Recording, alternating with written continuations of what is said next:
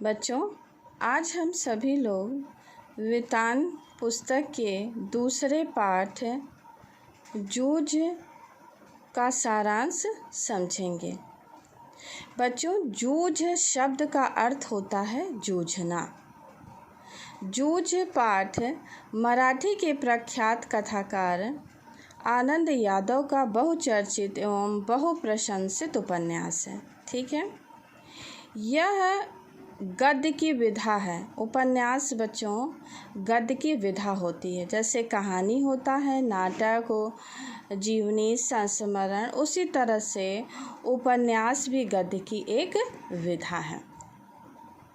जूझ जो है वो आत्मकथात्मक शैली में लिखा गया उपन्यास है, जिसमें लेखक ने स्वयं अपनी आत्मकथा लिखी है, जिसमें आंचलिकता का पुट है। आंचलिकता माने ये अंचल क्षेत्र, ग्रामीण क्षेत्र से संबंधित आत्मकथात्मक उपन्यास है, जिसमें लेखक ने अपने जीवन में किस तरह से उन्होंने संघर्ष किया, इस संघर्ष की चर्चा इस पाठ में की गई है।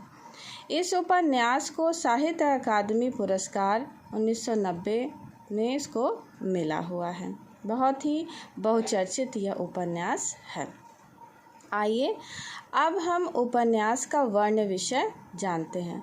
बच्चों, वर्ण का अर्थ होता है वर्णन किया जाने वाला विषय, कि इस आत्मकथात्मक उपन्यास में किस विषय का वर्णन किया गया है। इस अंश में एक किशोर के जीवन के यथार्थ का चित्रण है। वह किशोर कौन है? लेखक स्वयं ही है, जो संघर्ष करता है। अत्यंत निर्धन माँ बाप की संतान, जूझ का नायक यानी लेखक निम्न मध्यम वर्गीय ग्रामीण समाज में रहता है, जहाँ जीवन की अनिवार्य आवश्यकताओं के लिए भी व्यक्ति को संघर्ष करना पड़ता है। इस अंश में ग्रामीण जीवन का स्वाभाविक एवं मर्मस्पर्शी वर्णन हुआ है। बच्चों, इस उपन्यास में को हम निम्न बिंदुओं के माध्यम से समझ सकते हैं। लेखक की परेशानी। इस उपन्यास में लेखक अपनी परेशानियों को, अपनी समस्याओं को बताता है। ठीक है, लेखक के पिता ने कक्षा 4 के बाद उसे पाठशाला में से रोक लिया। ठीक है, वह खेती के काम में लगा दिया गया। खेती में उसे खेतों में पानी देना होता, कोल्हू का काम करना होता, जहाँ जीवन करना पड़ता। लेखक पढ़ना चाहता है। वह जानता है कि खेती में जन्म भर काम करने के बाद भी हाथ कुछ नहीं आएगा, पढ़ लिया तो नौकरी लग जाएगी। इस बात को वह अपने दादा से कहने की हिम्मत नहीं कर पाता। बच्चों, यहाँ पर दादा शब्द आया है। दादा का मतलब होता है पिता। मराठी में लोग अपने पिता को दादा कहते हैं। पढ़ लिया तो नौकरी लग जाएगी। इस बात को वह अपने दादा से कहने की हिम्मत नहीं कर पा रहा, क्योंकि दादा इस प्रस्ताव को सुनकर ही बुरी तरह से पिटाई करेगा। तो इस प्रकार पहले बिंदु में लेखक की परेशानी की चर्चा की गई है। अब आता है दूसरा बिंदु, माँ से मिलकर योजना बनाना। ठीक है, अब लेखक अपनी समस्या पहले व्यक्त करता है, जो इस जूझ आत्मकथा का नायक है, कि वो पढ़ना चाहता है, लेकिन इस तरह से उसकी परिस्थितियां हैं कि वो पढ़ नहीं पाता है। इसलिए वह अपनी माँ से अपनी समस्या को कहता है। बच्चों, माँ ही एक ऐसी होती है जो बच्चों की भावनाओं को भली भांति समझ सकती है। कोई भी समस्या होती है, बच्चे अपने पिता से नहीं कह पाते, लेकिन अपनी माँ से बेझिझक वो अपनी सारी समस्याओं को कहते हैं। तो वो भी सोचता है कि चलो अपनी माँ से बात करते हैं। माँ से मिल करके वो एक योजना बनाता है। आइए देखते हैं कौन सी योजना बनाता है। कोल्हू का काम समाप्त हो चुका था। लेखक की माँ कंडे थाप रही थी और लेखक बाल्टी में पानी भर कर अपनी माँ को दे रहा था।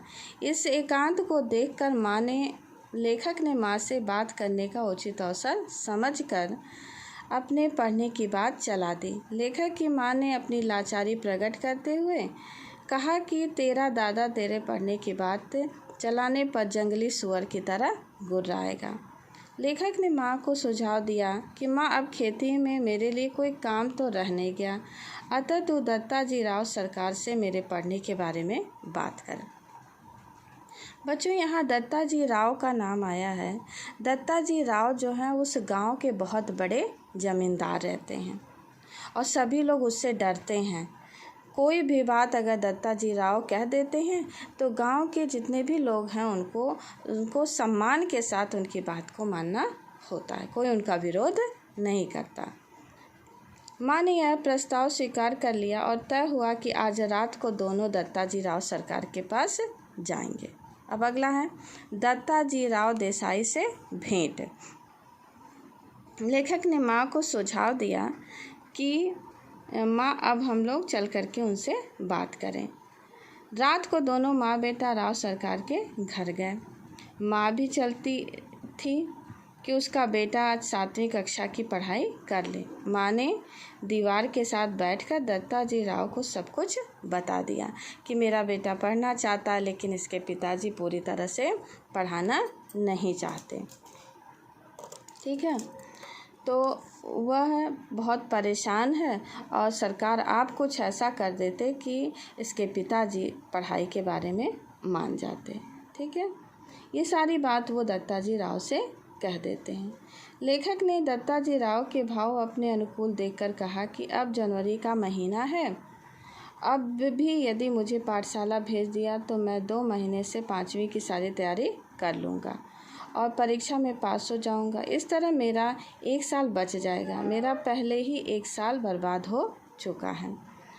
तो इस तरह से उस लड़का यानी लेखक और उसकी माँ दत्ताजी राव से बातचीत करते हैं और बातचीत करने के बाद योजना बनाते हैं। पहले भेंट करके आते हैं, फिर उनसे योजना बनाते हैं। योजना में क्या बनाते हैं? राव ने लेखक से कहा कि घर आते ही अपने दादा को मेरे पास भेज देना और घड़ी भर बाद आना और कहना कि माँ ने खाना खाने के लिए बुलाया है। माँ बेटा ने राव को सचेत कर दिया था कि हम दोनों के यहाँ आने की बात दादा को ना बतावें। राव ने कहा, तू उसके सामने निडर होकर जो मैं पूछूं कह देना।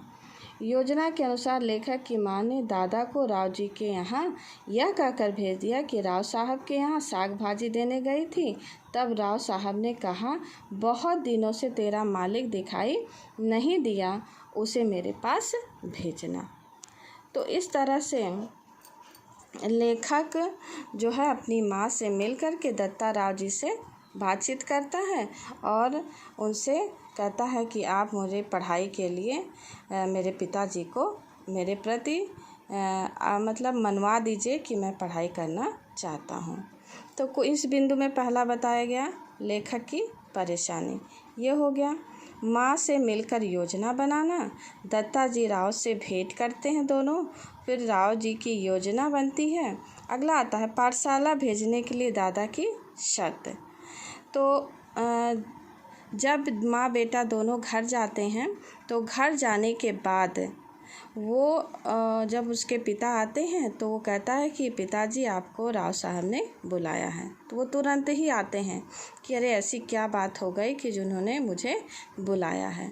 तो ये राव जी से मिलने जब उसके पिताजी जाते हैं तो कुछ देर बाद लेखक भी वहाँ पहुँच जाता है। तो बात ही बातों में बातचीत होने लगती है और वो पूछते हैं कि अरे किस क्लास में पढ़ता है।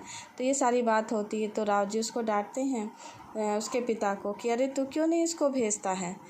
तो इस प्रकार जो है वो तैयार हो जाता है, लेकिन उसके पिता ने उसके लिए कुछ शर्त रखी है कि ये स्कूल तभी जाएगा जब खेतों का काम कर लेगा, खेतों में पानी दे देगा और जो भी काम होगा, ये नहीं है कि पढ़ाई करेगा तो खेत के काम नहीं करेगा। बच्चों, यहाँ पर लेखक के जो दादाजी यानी पिताजी हैं वह पूरी तरह से घुमक्कड़ स्वभाव के हैं, शराब पीना उनकी आदत है, कोठे पर जाना, इस तरह के उनके स्वभाव हैं। वो अपने आप को पूरी तरह से स्वतंत्र होकर के रखना चाहते हैं, घूमते हैं, घर की स्थिति पर ध्यान नहीं देते। माँ बेचारी मेहनत करती है और बच्चा पढ़ने के लिए परेशान होता है। उनको लगता है कि अगर लड़का पढ़ने लगेगा तो खेत के काम कौन देखेगा, इसीलिए वह उसको हमेशा खेतों में काम करने के लिए कहते हैं। अगला बिंदु, कक्षा में लेखक के साथ व्यवहार। तो इस प्रकार बच्चों आपने समझा कि दत्ताजी राव किस तरह से उसके पिता को मनाते हैं कि तुम अपने बच्चे को पढ़ाई के लिए भेजो, मैं उसमें तुम्हारा सहयोग करूँगा। तो जब लेखक कक्षा में जाता है तो कुछ ऐसे बच्चे होते हैं जो शैतानियाँ करते हैं, उनके साथ गलत व्यवहार करता है, लेकिन फिर भी वह बेचारा चुपचाप होकर के कक्षा में पढ़ता है। बसंत पाटिल साथी से प्रेरणा। कक्षा में जब लेखक जाते हैं तो बसंत नाम का एक बहुत ही होनहार मेधावी लड़का होता है। वह उनका मित्र बन जाता है। वो उससे प्रेरणा लेते हैं, उसके साथ उठते हैं, बैठते हैं, पढ़ते हैं। कोई दिक्कत आती है तो वो उसका साथ देता है। इस तरह से करते करते उनका पढ़ाई में मन लगने लगता है और घर की स्थिति में भी धीरे धीरे सुधार होता है। उनके पिताजी भी बच्चे से प्रभावित होने लगते हैं। मास्टर सौंदलगेकर का प्रभाव। बच्चों, लेखक के ये कविता पढ़ाने वाले शिक्षक होते हैं मास्टर सौंदलगेकर। लेखक को जब ये कविता पढ़ाते हैं तो इनको के ऊपर बहुत इनका प्रभाव पड़ता है। लेखक बहुत खुश हो जाता है, प्रसन्न हो जाता है, उनसे इतना ज़्यादा प्रेरित होता है कि वह कविता किस तरह से पढ़ाई जाती है, छंद, लय, ताल, मतलब गति के साथ वह पढ़ता है और उनसे प्रभावित हो करके लेखक भी जो है वो कविता लिखने लगता है। कविता का प्रभाव। लेखक के जीवन पर कविता का बहुत ही प्रभाव पड़ता है। वह कहीं भी खेतों में काम करता है, गाय भैंस चराता है, तब भी वह कविता गुनगुनाने लगता है।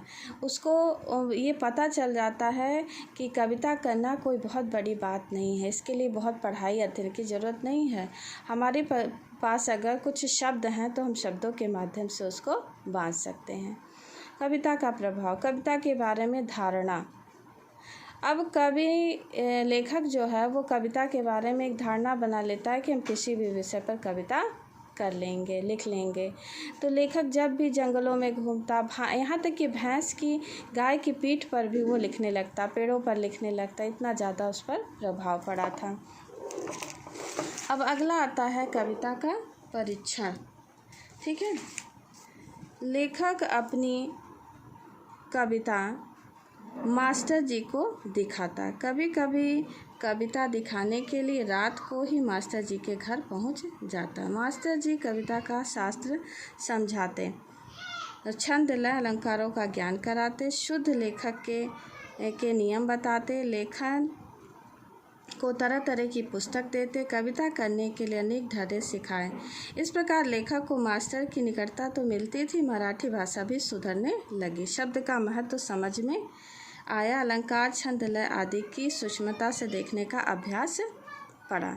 इस प्रकार बच्चों, इस पूरे पाठ में किस तरह से लेखक ने संघर्ष किया है। जूझ शब्द का अर्थ ही होता है संघर्ष करना। तो किस तरह से वह अपने जीवन में संघर्ष करता है, जीवन के उतार चढ़ाव को झेलते हुए भी अपने लक्ष्य को प्राप्त करता है, ये सारी बात इस पाठ में बताई गई है। यह पाठ पूरी तरह से हमें जीवन जीने की प्रेरणा देता है कि हमारी परिस्थितियाँ कितनी भी अनुकूल क्यों ना हो, आर्थिक स्थिति खराब हो, कुछ भी हो, लेकिन हमें हिम्मत नहीं हारनी चाहिए, संघर्ष करते रहना चाहिए। और संघर्ष करते हुए, मेहनत करते हुए ही व्यक्ति आगे बढ़ सकता है। अनुकूल परिस्थितियों को, प्रतिकूल जो परिस्थितियां हैं उसको अनुकूल तभी बना सकता है जब व्यक्ति मेहनत करेगा। इस पाठ से हम सभी को यही प्रेरणा मिलती है।